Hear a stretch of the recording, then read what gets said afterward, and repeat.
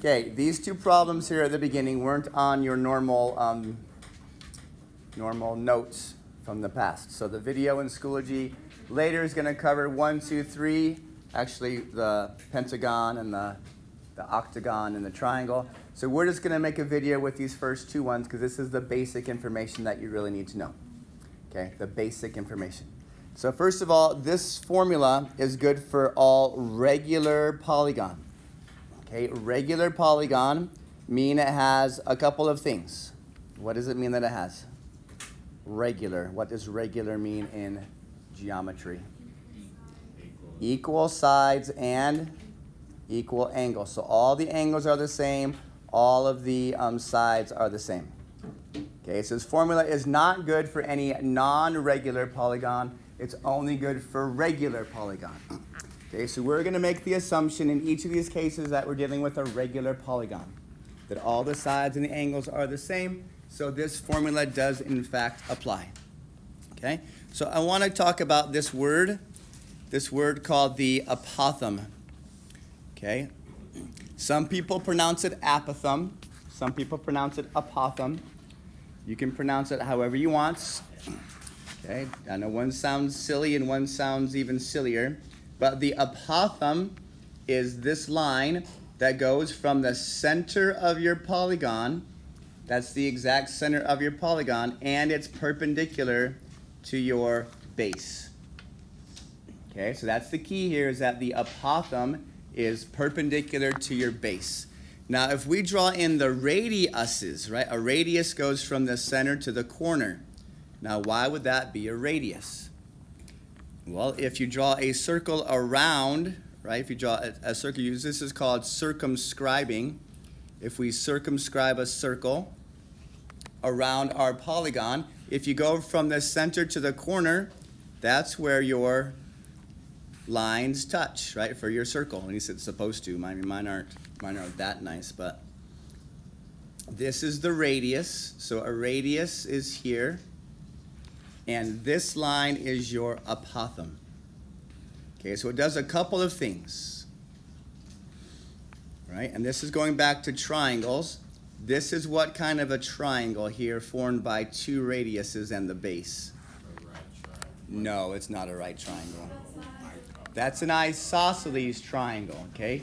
It's not equilateral because it's not necessarily a 60-degree angle. Okay, that is true in one shape only, but for all the other shapes in the universe, that is not an equilateral triangle, but it is an isosceles triangle. Okay, because of course your radius is all the radii are the same length. So you have two legs of a triangle that are the same. That is an isosceles triangle. And the height of your isosceles triangle is an perpendicular bisector. So this is some important information to know for in a minute when we start doing the hard stuff. That your apothegm bisects your side length. Okay, the apothegm bisects your side length.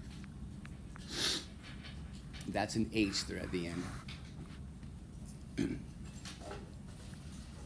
Okay, so we're going to be finding angles, right? This is going to be a central angle that we're going to find, an angle formed in the center by two radiuses. We're going to find that central angle, and then we're going to call this one your trig angle. Okay, and we're going to deal with that in a minute. But for right now, let's just do with the formula. Okay, so once again, the formula in the top right corner says 1/2 of little a times big P.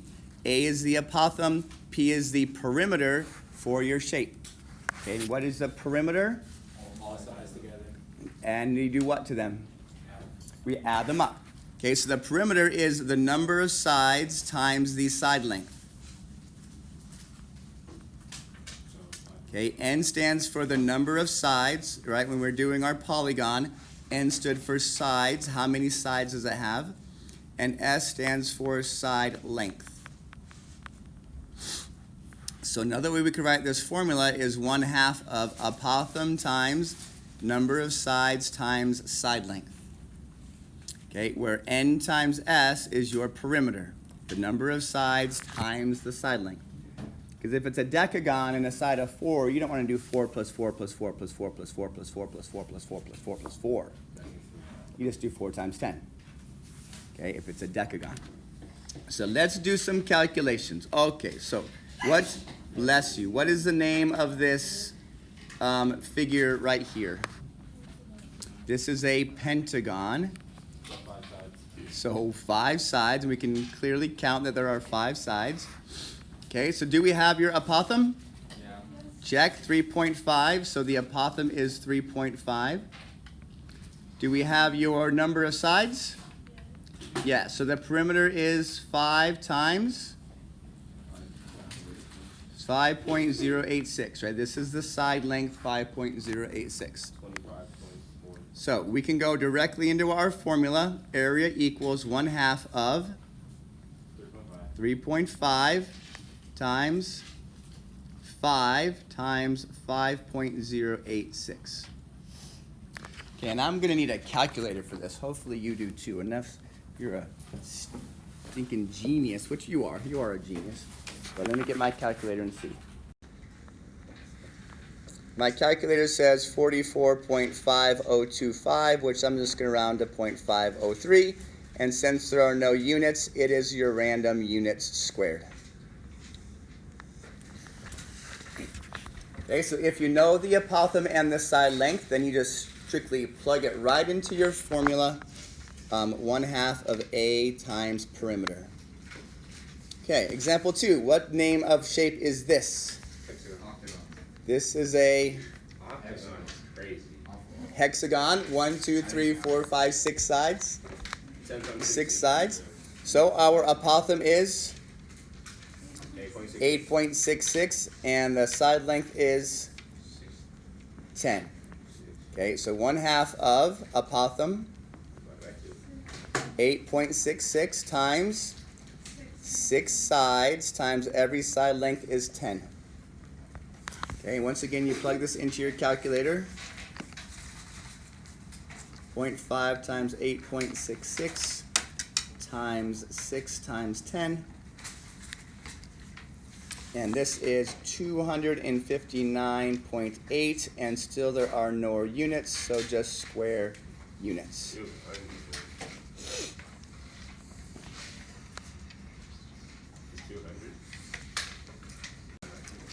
Okay, so that's the basics of your polygon area. Okay, so if you know the apothem and you know the side length, then you can quickly find the area of that polygon by doing the 1/2 of apothem times perimeter and rounding to 3 decimal places. Okay, so to do the other part of this, just watch the other video in Schoology. Fantastic, goodbye.